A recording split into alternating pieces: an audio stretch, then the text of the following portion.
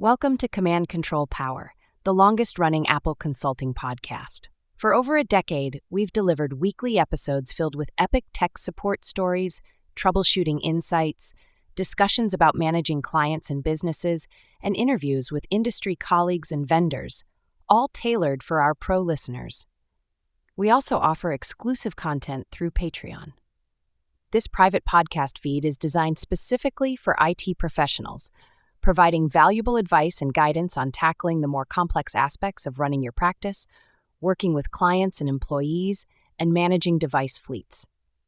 With a modest monthly contribution, you'll gain access to a wealth of advanced Apple expertise, meaningful connections, and a community driven by a shared passion for Apple technology. Visit commandcontrolpower.com and click support to learn more. And now, on to the show. Welcome to another episode of Command Control Power. We are very honored to be joined once again by Andy Espo of Call Andy Mac Consulting. Andy, thanks for joining us. It's a pleasure. How many do I have to do before I get an SNL jacket kind of thing? Yeah, you got to wrestle Tim Pearson for it, I think. Oh, he's the. I don't think I'll ever catch up with him. Yeah. No, exactly. We should actually go back and have AI give us a report of how many times each person is. I think we know Tim Pearson's up there, and Andy, you're up there from back in the day. You were there live at Aces and the That's audience right. talking to us as well. And I should have worn my T-shirt, but it's too cold. It's up here in the frozen tundra outside Boston. Right? Yeah. Oh, I can't even imagine. Yeah. Yeah. So we did. Were you part of the residential roundtable at one point? We called it like a ways back. You do some residential work as we were talking offline. And we call it now high-end residential in a lot of cases because it's priced like business. Yeah. We work with anybody, but really we specialize in that high-end stuff. You work with me? With anybody. Almost anybody. Yeah, exactly. Actually, I should say I've been getting better about that over the years, discerning which clients are going to be a more effective kind of working relationship and which are not, sensing the red flags. So what kinds of clients do you focus on in terms of residential, and what kind of projects do you do for that type of client? Because I'm curious as a residential guy, who else does that? We're still doing so more than, I think we're probably now about 55% managed. And so we're not putting as much marketing effort into residential as we used to. But at the same time, I found it to be one of the most economically stable parts of the business. When you're working with high-end, you figure if someone loses, like in 2008, if someone lost 30% of their portfolio, it might affect a lot of things, but it's not going to affect whether they replace their computer or not. Some of the people that we work with collectively across the country, across the world. So and I don't really see clients on site very much now, other than to do network evaluations and installs. And I really love doing it. There's just something really satisfying about we're working on a project now. It's a 9,000 square foot home that had, 93 drops put in about 18 years ago, but it's all poorly terminated Cat 5e. They had really old ruckus APs and they were getting like 5-6 megabits per second on a gigabit connection. Wow. And this is a client that really wants to have good performance. They're willing to spend and willing to invest in what's going to matter. So first we put in a temporary network using the sort of the prosumer Synology solutions that we do. We loaned it to them to hold them over. Designed a wiring statement of work, scope of work for our low voltage partner. That's going to be close to $20,000 just for the wiring side. Wow. Between the repairs and the ads, then we're putting in a now 8 or 9 AP Meraki full stack Meraki network.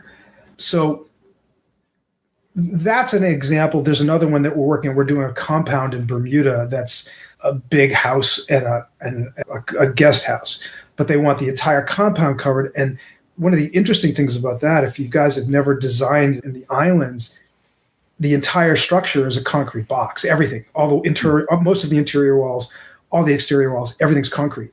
So you have literally like 70% attenuation at every single wall.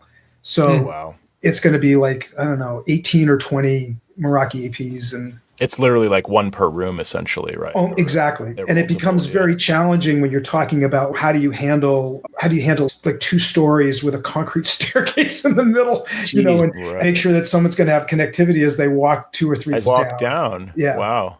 I just love Andy's statement of, I don't know if you guys ever design in the islands. Yeah, in the islands, right? I've done a little bit. But this is the fourth house we've done for them. And they own nice 3 down there, and they tore 1 down, and they're building this other. And it's so much fun when you get to the point where you actually can flex that creative muscle and do stuff that's not just they're arguing about $100 here and $100 there. It's exactly, look, we need another XP here. They're like, whatever you think, sure, fine. But all of the wiring has to be in conduit. Every single run is in conduit that's installed before every wall is poured. Wow. Whatever you're putting in, it's going in when that wall is done. And then later on, there's no option. Yeah. So it's a different challenge. Yeah. Totally different set of challenges. Can I ask what you use for Wi-Fi planning, Andy? I use Me. I've wanted to get an Ekahau for a long time. I've wanted to use some of these platforms. I found that I somehow have this weird sense of AP placements, and I think doing it for as long as I have and understanding at least enough about the physicalities of radio, I've been accidentally successful at doing it. I wouldn't be surprised if you actually had an actual sixth sense for it. Intuition, the way I describe intuition, it's knowing without knowing how you know or why. It's just, I think over here would work. I don't know how I know, right? So there's an intuition that you get from just the experience of it, but you could probably sense the radio waves. They're stronger on this side of the room or something. Like, you can't consciously feel it, but like it's happening, right? When I walk a space and when I look at a floor plan and I know what's in the walls and I know how it's constructed, I'm almost like building the layout as I go.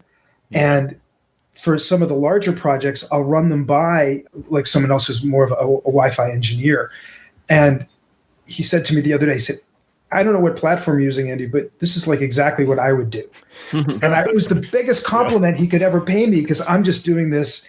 I love doing it. It's fun. It's one of the things that I really find fulfilling about doing this work. So Sam, you just got to hire Andy. You can't there's no off-the-shelf solution. No, I think about that and I'm like, I think especially for first or single floors, like I can probably scope that out on my own. But when you get to the concrete houses, I'm deathly afraid I'm going to miss something because you're done at that point. In a certain way, the concrete houses are easier for what you said because you really can assume like one per room. Essentially, because the attenuation is so much beyond. The tougher ones are when you have these multi-floor houses with different construction materials and trying to figure out how you get like it's like the geekiest thing that you can say, but it's like the 3-dimensional chess set in Star Trek. And you're having to figure out what the floors, what the walls are like. You put an AP here, what's going to happen above, below, and to the side. And trying to think in that 3-dimensional space and figure out, okay, what's going to happen with the radio? The solution, and there are far better radio engineers than me. I'm not a theoretical radio guy, but I think understanding the interaction of construction materials and usage patterns and, okay, if the client is here and the AP is right behind him, it's probably going to be so much attenuation through just his body. That's not a great location. So how do you deal with it? How do you deal with, for instance, architects who say, we don't want to have anything visible. And so now you have them stuffing cabinets. And for what we all know, and I'm sure everybody who's listening, getting to clients when they're either under construction, whether it's commercial or residential, or going through a reno, that's just, okay, let us use this opportunity to pull cables. If we can get something from the basement to the attic, for instance, then we can come down and we can come up from a basement. And I've always said it's better to have it and not need it than need it and not have it. That's right. So it's become, I don't know, a little bit of a passion for me in between the rest of what we do in the business. Sure. I want to hear more about the rest of what you do also, but staying on the low voltage wiring topic and planning Wi-Fi. So you also work with these contractors. So you're going in and you're intuitively saying, I need an AP here and here. And you're then taking, I guess, a floor plan, mapping out the locations. And then from what I found in the past is it's difficult to communicate what you've learned and what you need and spec that out in a format that other people can run with. It seems easy to me. Like I can just put a little like icon here and here, like those are the APs. I need 2 drops over here. And it all needs to be a home run back to this closet. It's easy to put that into a floor plan, but it doesn't always get done in practice because they get a bright idea in the field. That room's really hard to get into, but it's just one room over. And then on the fly, figure something out.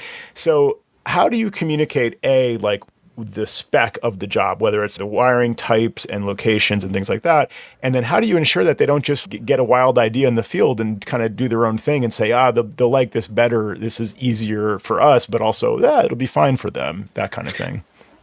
It's a great question. And there's a lot of nuance to it. The first comment is that you have to have a client that's along for the ride and is willing to commit to what you're describing. And you have to find where in the sort of the price tiering they fall. And the wiring is regardless of which platform you're putting in, whether you're putting in TP-Link or Synology or Meraki or whatever. Behind every good wireless network is a great wired network. And all the retail stores will try to sell you on Google Fi or whatever the mesh stuff is. And try that in a concrete building. No, it depends on the type of construction. It can be good enough. And that's really, to me, I found that's really where you have to qualify the client. What do they want? What are they willing to accept? What's good enough? And if they're like 5 megabits is clearly there's only upside from there, but it's absolutely true. No latency, full bandwidth, because they're gonna check the speed and they want to see big numbers. That's big. That's most different clients, from good enough. Yeah. They don't know the difference between all they know is that it's not working. And if you tell them, hey, go and do a speed test, they don't even recognize that. Yeah, they can have 500 or 600 megabits up and down, but if their ping time is 30 milliseconds. Their video calls are going to not be very good. There are those things. And so I find that educating the client to what these three numbers are and where their comfort level is. And not every client is willing to go for this ride. And that's okay. And that's how we define, okay, what are we going to install and what can we expect and what are you willing to do? When it comes to the physical installation, I describe it, I think I sent you this document. We see it as a C-shaped relationship if it's a larger project where it starts with us defining what they need and designing what the layout's going to be and specifying the project. So we get floor plans. I put the floor plan into a Lucid chart and I'll just I'll start to say, okay, TVs, and we wire to every TV, anything that can stream, anything that can be wired, we wire. And that's just the baseline. And then we start saying, okay, we want access points ideally on the ceiling if we can get them there. And if we can't, how high can we get them on the wall so they're less likely to have interference? Now, the bane of my existence when it comes to this is someone's cousin or brother-in-law that is an electrician, or the electrician that's working for the contractor doing the project. And someone says, oh, can you run this low voltage stuff? Oh yeah, sure. It's no problem. It's the same thing as Romex, right? And we went through one earlier this year where the architect who we know forgot about this and had the guy do 14 runs through a 6-story brownstone in Boston. And most of the walls are metal lath and horsehair plaster. And every single line was either cut or misterminated and nothing would work. Plus they only ran so the service enters the building at the back left corner and the network closet is in the front right corner. And they ran one piece of coax from there to there. So that's the only means of carriage we have for the incoming internet signal. So what we try to do is we've written this document that basically says, okay, if you want to use your electrician, here's what we insist the electrician know and be able to do. And the defining difference is, and it must be tested and certified with a level 3 tester and a report given to us in a PDF. Nice. And most of the or else what? That's my question. So because okay, they agree to play ball, and so then what does there have to be a consequence? So we need you to do X, Y, and Z, and it has to be certified and tested with this kind of tester, or else we can't guarantee that our work is going to work the way you want it to, or like our charges might be double because we've got to work around these issues. Is that basically what it comes down to? I think it veers off into the same conversation that we have when we're talking about whether we take a client on or not. That if they're willing to trust us, they either trust us or they don't. And we have enough war stories, I think, collectively to be able to say to any potential client who's looking at a project like this, look, you can have them do it, but realize that once these walls are buttoned up and once you've spent all this money, once you've spent $60,000, $80,000 on a wire plant and some of it doesn't work, it's going to cost you more to have someone come in and fix it. Yeah. So you're going to live with that decision. Now, and you're talking about a residence where there are finished walls, not drop ceilings, especially if the basement ceiling is sheetrock, you own it. unless you're willing to cut a lot of holes and do a lot of damage. In the case of this brownstone we were talking about, in order for them to add something to go from the back to the front, they're going to have to literally cut a trough or hand poles through the entire basement ceiling, which is fully finished and beautiful. Exactly. So right now we're using a Mocha bridge, and hopefully that piece of coax works. And when it doesn't, then they're going to have to look at it again. Wow. So I think the answer to the question, as hard as it is, okay, Mr. Client, what are you willing to live with? And are you willing to pay for just chasing ghosts after this is installed the wrong way? You just don't know. Like, you can't take a $100 link tester and plug it into a drop and know that it's really working. Exactly. Yeah. So some of the things I wanted to call out from this document, it's a great document that you shared with me after our conversation. So it includes things like rough-in guidelines. So you'll supply the specification for brand and model of data cable, et cetera. You specify some basic things that electricians should know, or certainly anybody running low voltage wiring should know, but won't necessarily know if they're just an electrician and they're like, yeah, cable is cable. For example, do not run telecommunications cabling in parallel with power wiring without adequate separation. So it has to be from memory. I forget if it's like a foot or 18 inches or 6 inches or something. Farther the better. It can cross it, but it shouldn't run parallel for more than a few, like a foot or two. And you specify cross power lines at a 90-degree angle. So if your power line has to go across the low voltage, it shouldn't follow it for a minute and then move. It should just go directly across it. So these are things like based on electromagnetic interference and things like that that we've learned over time, and you specify this as part of your guideline, which I think is fantastic. One other thing that would have helped me about a year ago with a job that we specified locations and a qualified low voltage wiring specialist installed it, but did not do this, which was that use plastic staples or open rings to support cable. Yep. Leave the wire loose inside the staples. Driving in staples all the way may crimp wires and damage insulation and wiring, impairing the run's ability to transmit information. So we had recommended someone, not the person we recommended to you, to do wiring at a high-end residential client, new build. Thank you, by the way, for not recommending the other guys. We learned our lesson there, and that's how we found this other one. But the client is her own general contractor. So she did a walk-around inspection, has not really a lot of experience, but inspected the cabling or the low-voltage wiring done by this other person, and didn't like how the staples squeezed the wire. And actually, you can see the insulation starts to separate. In one case, of course, somebody missed, the staple went through the wire jacket a little bit, and that doesn't look good. Maybe it didn't break the cable, but it needs to be tested now. So we're basically explaining for this trouble after the fact, and to the point where she disputed the bill with that person, had them have to come in to redo some of this stuff before they closed the walls, and ended up replacing them with someone else for any new work going forward. And this guy was thinking like, what does this lady know? She's just some homeowner. But she was absolutely right about those things. And we're lucky that she caught it at the time. Because to your point, you close the walls up. Now what are you going to do? The cable. Well, that's exactly what happened. It's a similar version of what happened in the 6-story brownstone, that this electrician stapled all the cables.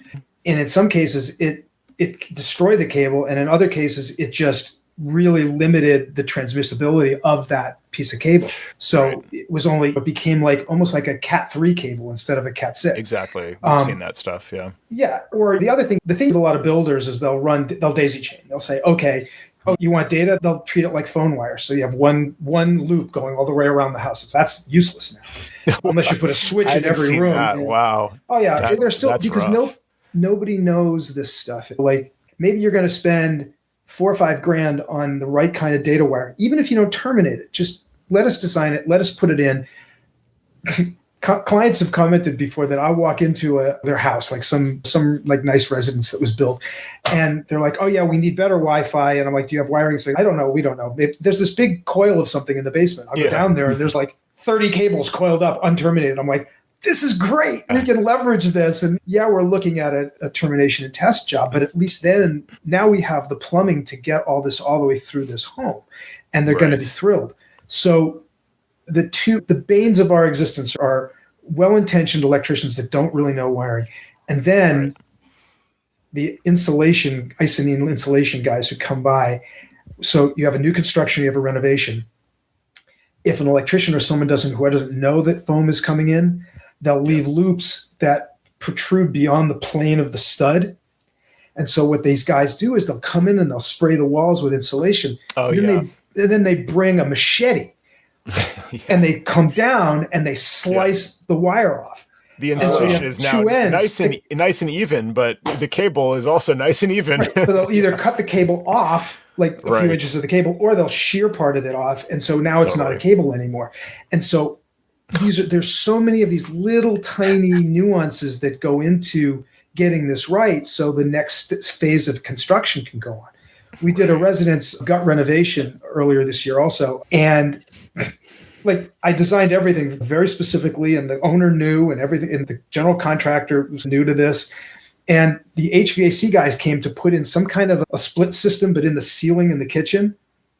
And it was like right where I needed an access point. Mm-hmm. And so he cut the wire and put in his thing and left a stub of wire in the ceiling. Oh my God. That's terrible. Yep. It's all of these kinds of experiences and war stories that we catalog that then allows us when we have these, when the client asks us these conversations, you tell them these stories and then which glass do you want to drink from? Yeah. And how hard are we going to make this? And at some point you just have to say, we're not the right fit. Mm-hmm. And I'd rather not bang my head against that wall. And we've all learned that. And how many times have we talked about it at Macworlds and ACN conferences? And I remember working with like Ben and Phil years ago, doing a birds of a feather conference in San Francisco, and just talking about what's the client that you don't want. The one that you don't want in this context is the one that's going to argue with you about why they can't use the electrician. But if we send them this document, the purpose of this document, number one, is to specify what we need. The underlying piece of it is to scare the electrician off if they don't feel they're truly competent enough to do it. I'd much rather them come back to the general contractor or to the owner and say, hey, we read this document. We can't do that. We don't have this thing. Then the client can come back to us and say, hey, our electrician can't do this. Can you? And they're like, absolutely. We have our low voltage wiring partner, and it's going to cost more, definitely more, but you're going to get a great result. And in fact, if they use the right components, if they use components that our partner specifies, they get a 15-year warranty on the wiring installation. Wow. That's awesome. Whoa. And it survives the sale of the house too, which is amazing. Wow. So you say to someone, you're getting a better warranty than pretty much anything else in your house. And it's going to cost you 3 or 4 or 5 times more, but this is hidden plumbing. And those are the clients who buy that we never hear from about network problems. You put in a beautifully wired network and you put in Meraki stack, those things run for 2-3 years without even being touched. Yep. So, and I know a lot of you guys use Ubiquity, and it looks very sexy to me. I just can't wrap my head around the lack of support. It's gotten better. I will say that. They do have support, and you can also pay for like real support. Like that's not cheap, but that's an option because there's no ongoing charge otherwise, unless you want the add-ons and things. But one other thing that Tim on my team really liked from your document, I shared it with him, of course, as well. And he said, at the wall plates, leave 1.5 feet service loop for later termination. He loved that. The worst thing is going in, it's, there's wiring. It's just, I can't work. You can't get this. to it. It's like inside. Or they leave they don't leave a service loop at the rack end, and you've got to locate the rack at the ceiling. And we specify, if you're doing it, the service loop has to touch the floor. Yeah, and that way they can have a coil that if we have to move anything. And if you have a swing gate rack, there's enough slack in there to be able to actually open the rack and work with it. Yeah, that's another good point. All of these things. So I like how this acts as not only a spec that hopefully they do follow to the letter, but also as a filter, so that you know that you're working with someone who's willing to play ball with these kinds of instructions and detail. This is a great example of working with colleagues and vendors and coordinating in the best interest of the client. Are there any more ways to generalize this approach? You've obviously been doing this for a number of years like we have. What have you learned about working with colleagues and sharing clients or vendors? How does that go for you? So the first thing we've worked with, 3 wiring partners in 20 years. And the first 2 kind of just went off on their own and just got out of the business and did other stuff. Then the one we've been working with, Data Network Associates, we've been working with now for 10 plus years. Actually, they came in as a referral from Max Buxton, who you guys might remember, who was Constant Velocity and worked for us for 5 years. And they were motorcycle buddies. And these guys do magnificent work. And they had never done any residential work before we started working with them. So we've probably done probably north of 400 projects with them now, and ranging from a couple $1,000 to $80,000 or $90,000. And it takes 5 to 10 projects where you're working together, and it takes specifying what the relationships. Okay, you have a direct business relationship with this client. They're paying you, all right, but we're the one who is specifying it. And if anything changes, like what one of you guys I think were saying earlier, like you can't be the client saying, "Oh no, I want to put it over there later." Yeah. If they say that, the vendor has to be strong enough and in your corner enough to call you and say, "Hey, Mr. Smith here wants us to move it from here to there. What do you think about that?" And sometimes it's fine. And sometimes it's, "No, sorry, it can't be there. Let me talk to them and figure out why it's a problem." "Oh, my wife doesn't want to see the access point on the ceiling." "All right, then if we put it in a closet, yeah, she won't see it, but it also won't work as well." So which conversation do you want to have with your spouse later? How do you ensure if you put it in a closet that when they're putting something on the shelf, it doesn't knock the access point down? Because asking for a friend. One of the benefits of using Meraki or using Ubiquiti is that you can ceiling mount. Yeah. And they're fixed to the wall or the ceilings. When we do the Synology networks, there is that concern. And so sometimes we'll put a sign or label in front of it and says, "Do not block." And the classic is that kitchen desk. And someone has put, usually an old AV vendor, like audiovisual company, has put the access point in the cabinet, and it's just packed with pens and pencils and paper and just junk. And there's no way much is getting out of there. Yeah. And so I'll notch the shelves and put it up on the top shelf and like literally put tape around it or a piece of paper that don't block.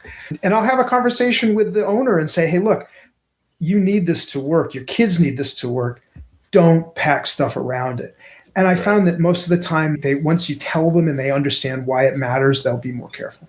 Sounds like a perfect time for one of Jerry's stop sign stickers. Yeah, stop, do not touch. We do that. We've been doing that for 5 or 6 years. We have 2 different ones, one for Verizon and one for Comcast. I wish I could tell you that there has been one installer that's actually paid attention to it. What is your verbiage, and is it managed by call Andy, call us for support before you touch this? I have mine here. This is the end result. I don't think I've shared this on the show, but Joe's got the gentle sign. Managed by CIMAC, phone number and email. So if you want to call us, you can. But you don't call have us if to. you feel like it. We're here if you need us. So when I don't like the idea of stop with a red stop sign. That's what we did. A little offensive. That's exactly what we did. I copied. I think it was JD Strong. It's effective for people who read it. And unfortunately, the people who read it are the clients, not the installers. So here's one sitting on a Comcast gateway. I actually like the way that looks from a distance, at least. And it's removable, so you can pull it off and put it on the next gateway when they replace it. So yours is smaller than mine. I think mine's a little bit bigger. Jerry's Jerry's like 6 feet by 3 feet. It's actually a full-size stop sign that he stole from. No. I use the same. I use the same size as JD Strong. I said, who did you actually buy it from? Because I like the stop sign motif. I think we should make them more like those anti-porch pirate packages where if they touch it, it explodes. Covers them with pink dye. The glitter bomb. The glitter everywhere. Just you need one for each access point, though. It's like if you try to put a box on the shelf blocking the access point, it just explodes. I know, that would be awesome. So we have a second document called Network and Wiring, a Client Guide. And this grew, so we had the premises wiring guide that I sent you guys. That came first, 10, 15 years ago, we started to do it because we started to see, how come we can't use our electricians? So I had to start to write that. And that's a living document. We're constantly adding to it and I'm updating it and changing it. But then we started having these very clumsy conversations with clients because we understood what the process was and they didn't. And I finally, after a conversation with one guy who was frustrated with our approach, he realized, okay, we have to write something. And so it's really an expectations document. It's a managing expectations document. And it talks about, okay, thank you for considering us. Like it starts with ultimately the ideal network is one where whatever devices that can be wired are wired, leaving the Wi-Fi bandwidth to the devices that can only connect wirelessly. And then we go on to describe what are some of the obstacles. Why might it cost more? Why might it be more complicated? What drives expense? And then we talk about this C-shaped concept where there's us at the beginning, there's the wiring contractor in the middle, and then there's us at the end installing the equipment and testing it and making sure that everything works. And explaining also in that document, like we wire TVs, we wire Apple TVs, we wire anything that we can wire, we want to run a wire to. Yeah. And whenever we run, our low voltage contractor pretty much says, if you're running one, you're running two.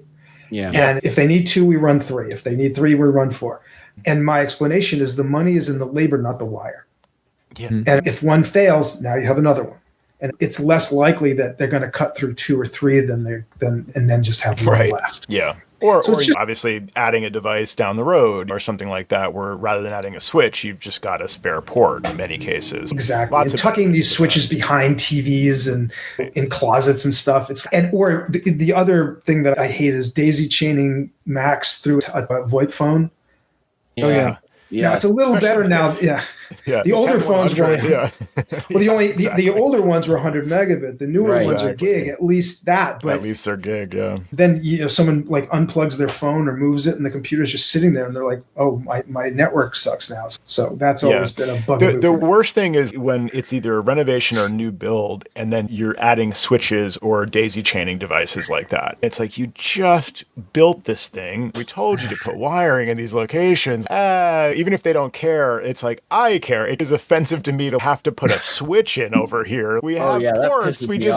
We're just missing one port because your electrician only put one here and not two or whatever, or one's dead or so, and we don't know why, and it's too late. And so it's just so frustrating when that happens. I like that you use the word offensive, because that's how I feel when you walk into someone's brand new $4 or $5 million house, right? Yeah. And that's not out of whack now for where we're operating. Sure. And there's no Cat 6 wiring. There's no data wiring. Right. Yeah. Oh, we have phone jacks.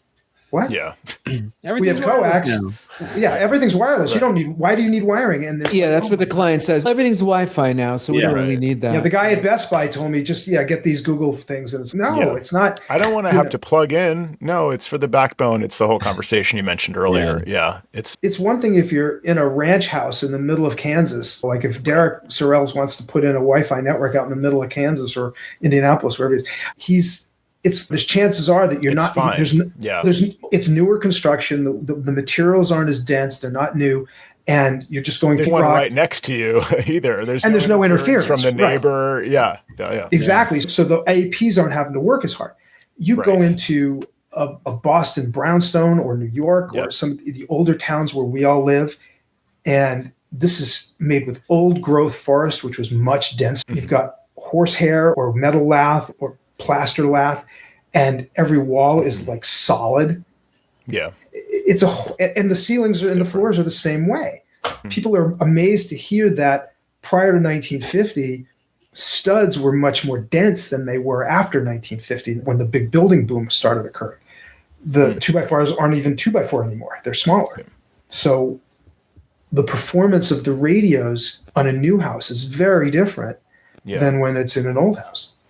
Yeah, it's the environmental aspect in terms of the construction and what's around and interference, and sometimes you have a big vent hood that's metal, or all those kinds of things that you walk around and you're the walking Wi-Fi mapper, and you're able to see that. So when you're not walking around mapping Wi-Fi, I think you said it was something you enjoy to do. It's like a hobby. It's a hobby, but it's an avocation. It's like 5% of what I do, but really it's where I get the most satisfaction. What else do you do? Ranking in terms of like satisfaction, and also what occupies your time these days in your mind? Most of my time is spent running this company. Yeah. Still a little too much in it than on it. I think we're a team of 6, and we've got a great team. We spent the past 4 or 5 years really pivoting hard into managed services and re-engineering all of our processes and all of our approach. The way I describe it is we're using the same technologies, but in very different way. And the approach is very different, and the marketing and the selling process is very different. And I think most of us are finding right now, selling is painful. People aren't committing. They're not willing to. It's one thing to hire a T&M company to come in for 4 or 5 hours or 2 hours and fix your computer. There's not that much of a risk. It's another thing when you're saying to someone, hey, this is going to cost you $100,000 for a year of support. And in our market, I think the weird challenge is, I was saying this to someone just this morning, that if you're running a 25-seat Windows-based company, you probably have a relationship with an MSP, because you probably can't really run it without somebody doing that. If you have a 25-seat Mac-based business, that Mac-based business will run well enough for you not to have a relationship with an MSP. And it might not be secure and it might not be as efficient, but it'll work. And so you come into that client and they're spending $10,000, $15,000 a year on support. And you tell them, hey, it's going to be 40,000. And they're like, what? No way. I don't need to. What do I need to? There's no way I'm getting that much of a value. Let's talk about cyber risk now. So a lot of the conversations that I'm having now are radically different than they were 5 years ago. Oh, yeah. Big time. The amount of cybersecurity conversations that are part of just the introductory piece. And we're not just like fixing your Mac and replacing the hard drive anymore. It's like there's so much more to it that I think 5 years ago, I probably never anticipated myself doing cybersecurity, let's say. Just 25% of my conversations are around cybersecurity. Yeah, it's crazy. Constant. It's constant. And the tough part is that for us in this market, we're oftentimes trying to educate clients who never thought that they have any exposure whatsoever. And you ask a small business owner, we talked to one this morning who has got like 28 employees. They don't have cyber insurance. They don't even know what it is. Yeah. Now, and I understand it's not they're in an industry that they're far away from that kind of technology, initially they were a little skeptical, but then as I started to explain what's the cost of a breach, what's the cost of a nothing burger? For nothing, you're talking, if they find really very little, that's $100,000 in forensics and remediation. If something gets found, it can easily be $500,000 easily. And if you don't have insurance, that's on the business. And if you have to notify all your clients and vendors, you could be in breach of contract. The client could be in breach of a contract with one of their clients. The reputational impact that has is just crushing. It's funny because, I was talking to a customer about it. Sometimes the cybersecurity insurance companies have these like forms that you can fill out, say, what services are you using for this? And I'm like, we can help you out with that. And oftentimes because they're asking about our rates. And I said, if we use these services, it can oftentimes lower your cybersecurity insurance. And they're like, what's cybersecurity insurance? I'm like, oh, okay, we have to have a whole different conversation because you're not even there. So we can't save you money. We're actually going to make you spend more money to get the insurance as well. And not as much as we might have without these services in place. Yeah. And the good news is that oftentimes the cyber insurance questionnaires drive their engagement with us. Yeah. Because when they start seeing, well, what does this mean? And you explain to them, look, you can't just answer this with yes if you don't have a firewall or if you're not doing this stuff. And up until recently, there used to be a lot of what I used to call Chicago or by bus questions, where are you running a firewall or are you encrypting your data? Who wrote this? Like, it doesn't make sense. It's not an either or question. Oh, yeah, right, exactly. Yeah. There's a lot of these weird questions that it's hard enough for us to answer, never mind for someone who doesn't know what they're talking about. So now I'll go to a networking event and I'll say, here's my tip for you guys. Like, when you leave this event, go call your insurance agent. We have no vested interest in this, but you really, personally and professionally, you've got to have cyber protection. Why? Oh, here's why. And we explain the why, and suddenly that gets some traction. And I hate the fact that it requires some fear. Yeah. But the comparison is 15, 20 years ago, we all had trouble selling backup. Right? Yeah. It was hard. You're trying to convince someone to buy backup. What do I need that for? Now everyone is either lost data or knows someone who's lost data. Yeah. So selling backup is nothing. Selling cyber insurance to someone who's never had a breach or doesn't know someone personally who's had a breach, that's what backup sales were 15, 20 years ago. That's a good point. Hey, I want to ask you a question because you mentioned a networking event. Do you find that you gain I know it's not all about just gaining business at every meeting, but do you pick up business from the people that you meet with that are business owners there? I've only been doing it now for about a year and a half, and we've gotten very few clients out of it, but it's certainly raised a lot of people's awareness of what we're doing. Yeah. So we have a really nice exhibit now. We have banner stands. We light it. We have this whole thing. Coming from the event business, I had an advantage. I know how to design an exhibit that looked nice, which I'm proud of. Oh, thank you. Oh, thanks very much. It's nice. And we have these. We give these away. Yeah. Nice. So, and that goes along with our branding. So you go into an event like that, and you can't look at it as I'm going to come away with a signed contract or even something close. But if you talk to 100 or 200, 300 people, or they see us, at some point that the hope is that creates some critical mass, and eventually you start to see some return from it. Yeah. So it's a long game. It's not a short game. Yeah, I would assume so. We've talked about in the years past of going to the Apple stores and meeting with people, and like you pick up one maybe every once in a while, and you latch on to that one. And that's like this kind of a game. You basically go there, you might meet with a ton of people, and then maybe 6 months down the road, someone reaches out to you that, hey, I met you at this network event. Or even better, I know this guy, Bob, who met you at a network event 8 months ago, and he said you could help me. Because we use Macs and we use Google Workspace, and all the other MSPs we talk to don't know what we're talking about.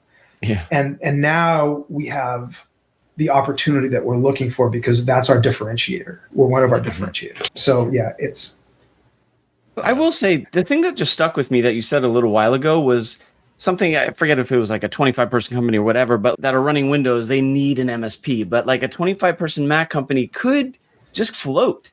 They don't know that they're just floating, that they're like lacking so many things, but they could just cruise by life. Yeah. And it's possible that they might be like, what do we need this stuff for? If you have 25 Macs and you're using Google Workspace, you think about it, you have really no need for much in the way of directory services. Maybe some people have drives connected to their computers and others don't, and there's no backup. You're not backing up your domain, but everything works, and you can get through a business day or a business year.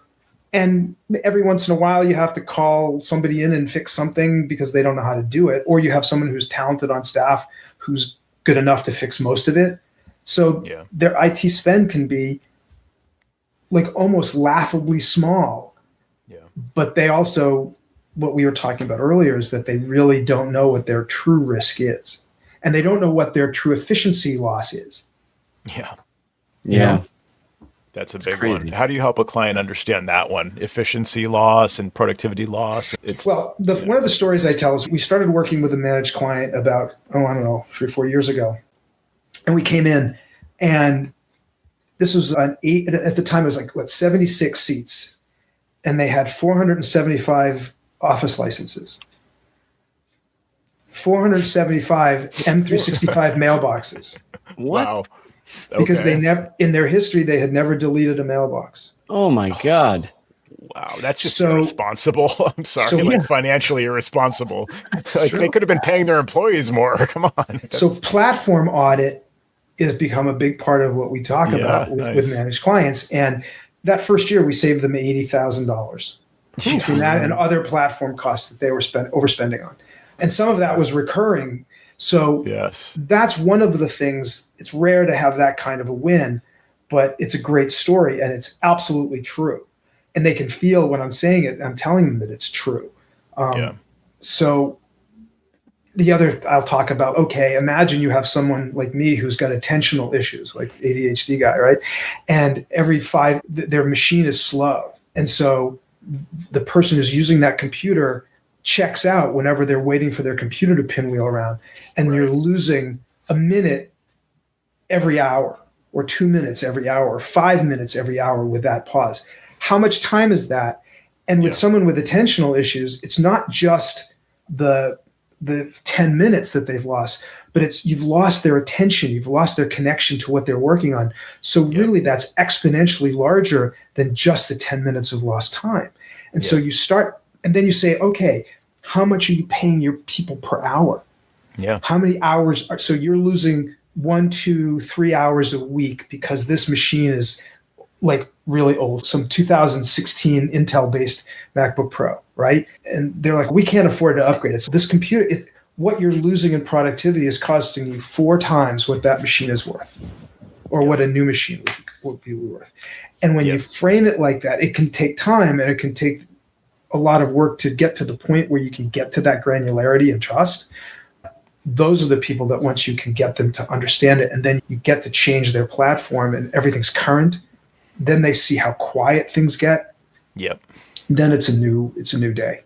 That's a great point. I've had a few examples of that where it's like years in, they take our advice finally, and they get to the other side of it, and they've got an up-to-date fleet of hardware. Everybody's running an up-to-date Mac OS, and they all have current Office versions. And this is like the after. The before was like some people have crazy old versions of Office. Everything's out of date. It's Intel machines, whatever. And they think it's fine. They think they're, as Jerry puts it, they're saving money because they are deferring this cost, right? They come back to us after getting through that, and they like volunteer that I can't believe how much better it is now. Like we didn't know what it could be. Exactly. So it's really hard to get somebody to see that beforehand. But because again, from their perspective, they're saving money. They're just deferring these costs and this time and this stuff. But the productivity cost and the efficiency cost is very significant in those cases when you literally have half the office just having to restart or having to deal with something. Or I sent you that. You didn't get it. Oh, like your version of whatever doesn't support whatever. And it's just all those little side questions that pull people away, not only cost them the time, like you said, but also like in the moment, but the switching cost time or the loss of productivity from like the attention span loss and all that.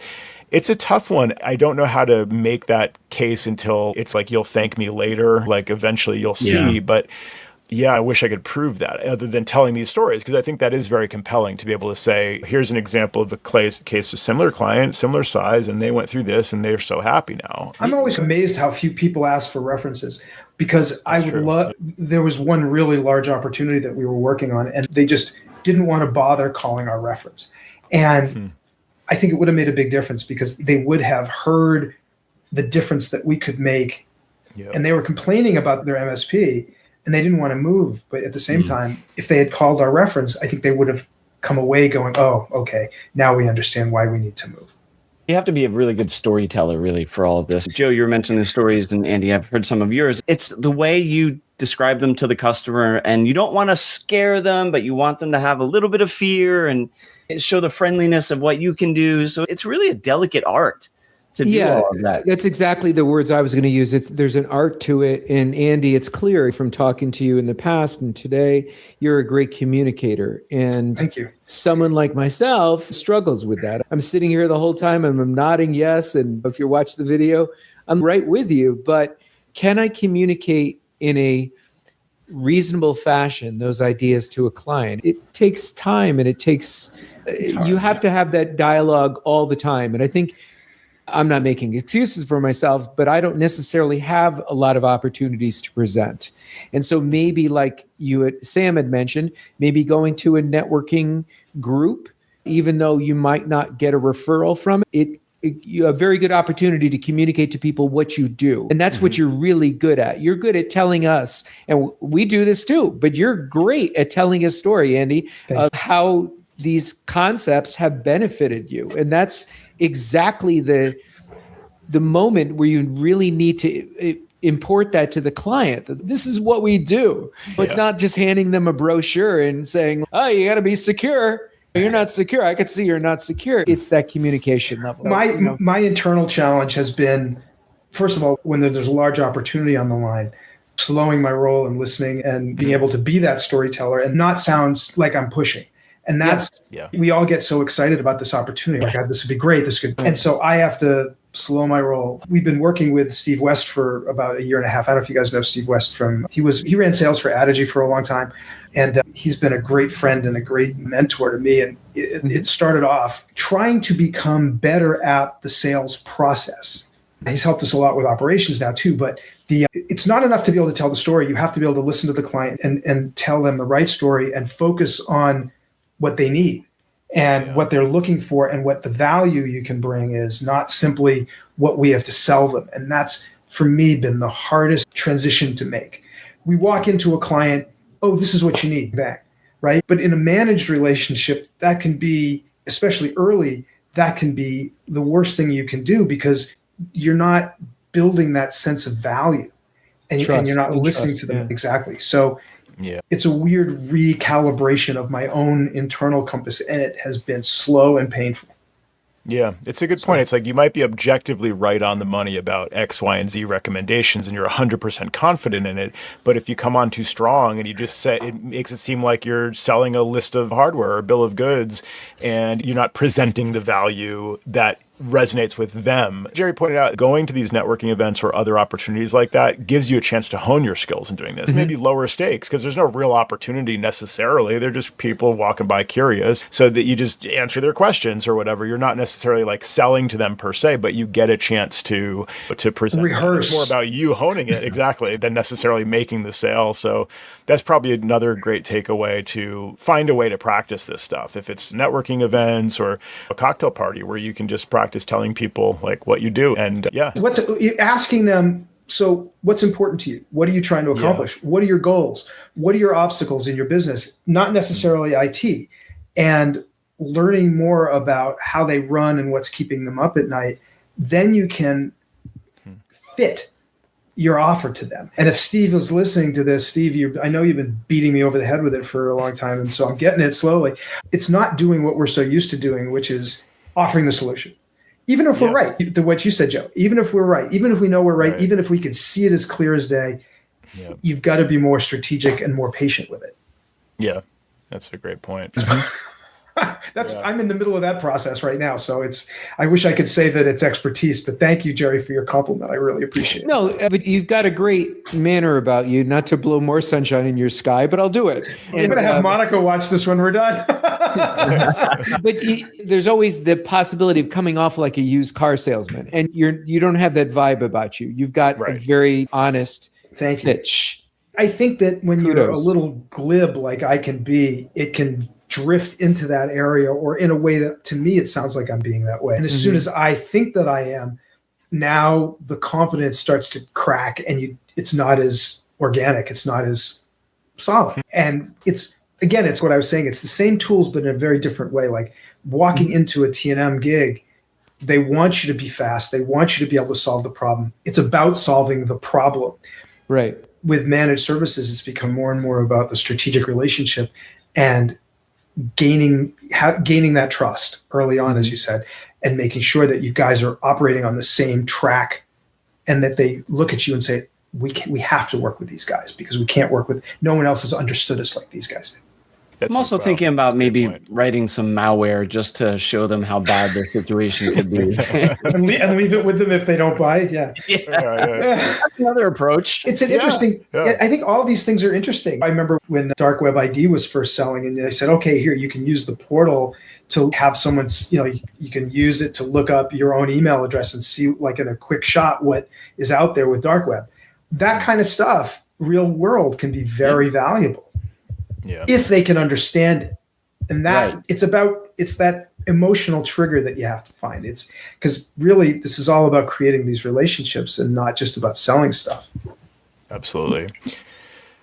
Wow. Now that we've solved most problems, I just feel exactly. Good download of actionable intel from Andy Espo once again here with how to present it, it's awesome. How to communicate it, how to earn their trust, how to present the value. It's also, like we pointed out, it's a moving target over the years. Like at one point in time, we were selling the importance of backup and like antivirus, and now we're looking more holistically at the bigger picture concerns. And what we've been all along is really a partner to our clients, someone who they can rely on to help them navigate all this changing landscape of technology. And that's what we're trying to do to present solutions and hardware, but really it comes down to that relationship, as you pointed out. You're either the partner or you're the plumber, and you don't want to be the plumber in this relationship. And we've all seen that when they treat you like the plumber, that's not a strategic partnership. That's a transactional partnership. We want to be in strategic partnerships, and that's really where the rubber meets the road, I think, for us. Yeah, absolutely. That's a good point. Thank you. Yep. I would encourage listeners to find you on the Mac Admin's Slack, and also callandy.com is the other main point of contact. Anything else you want to mention in parting here? No, I'm just thrilled to be on the show again, and I love that you guys have. What episode number is this now? Oh, Jerry might know. 650 or 60. I don't know. Yeah, that puts you in pretty rarefied air, I think. I don't know how many other podcasts are out there with that. And the commitment that you guys have made to both your podcast and the community, I think, is really laudable. Thank you so much. This will be 649. You're going to be nice. Wow. At least it's not 666. We don't have to worry about it. I'll just skip Maybe you skip that one. Exactly. Probably should skip that one. Yeah, exactly. Like the buildings that don't have the 13th floor, right? Yeah. Exactly. Hope you guys stay warm. You too, man. And have a great holiday. And everyone out there, have a great holiday. Thanks again. Thank you again, Andy, for joining us. Andy Espo of Call Andy. Thanks again. Good night, all.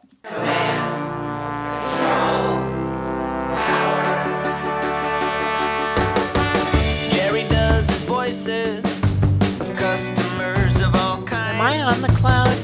Joe spins his deeply detailed yarns all the time. I have a whole story about this. Sam